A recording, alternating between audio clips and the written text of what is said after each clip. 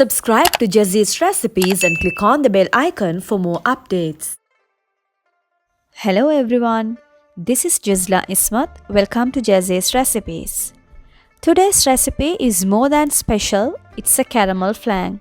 This classic dessert is known by so many names and made across the globe. This simple and delicious dessert is easy to make and tastes great. You will only need a few simple ingredients and you are going to love it. So let's begin to make caramel as the first step. In a small saucepan, combine the 1/3 cup of sugar and 5 tablespoons of water. Gently stir the sugar and water together using a wooden spoon and bring the mixture up to a gentle simmer over medium heat. Boil the sugar 2 to 3 minutes or until the sugar takes on a deep amber color. Take care not to allow the sugar to cook too long. In a matter of seconds, the sugar goes from amber to burnt. Walking away from a saucepan of boiling sugar, especially after it started to change color, is the biggest mistake people make. Just stay there and keep an eye until it's finished.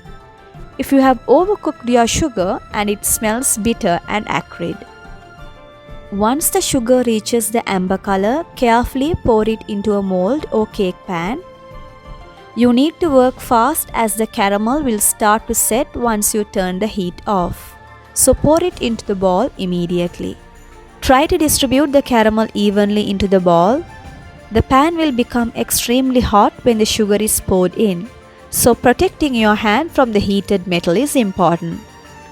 If your sugar hardens as it cools, congratulations, you did it right. If the sugar doesn't firm up after a minute or two of cooling, you didn't boil it long enough. Next, in a large bowl, add 3 large eggs and whisk for 30 seconds. Next, add 1 cup of sweetened condensed milk and then fill the cup with water, then stir and collect any remaining condensed milk and pour this into the bowl. Whisk quickly and consistently until everything is evenly incorporated. But try not to over whisk so you don't get too many air bubbles in the mixture.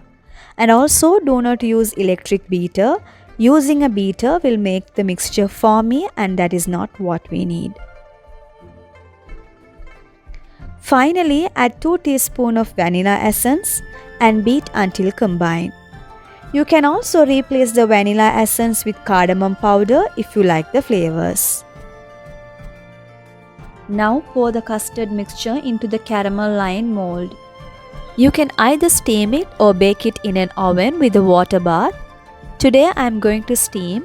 For that, place a metal stand inside a large cooking pan and fill the pan with water.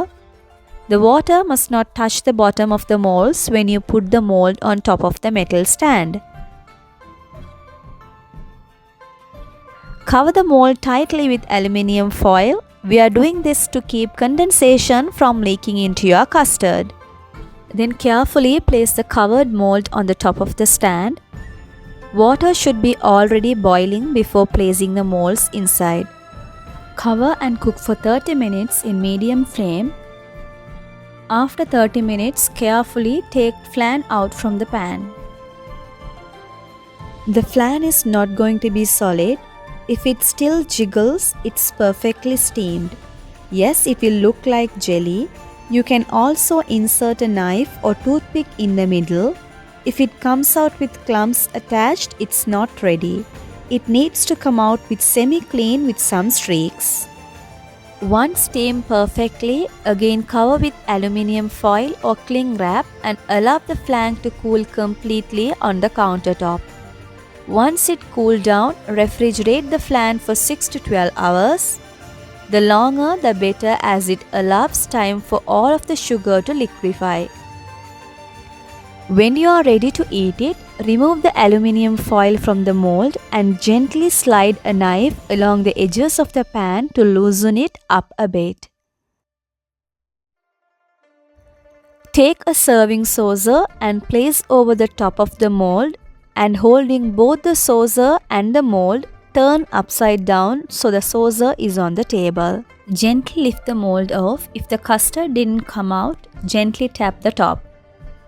Make sure your serving plate has a well in the middle or rim to catch the excess caramel.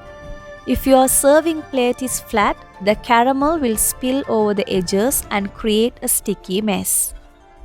You will serve this cream caramel by cutting slices for each person, topping with a little caramel sauce for everyone.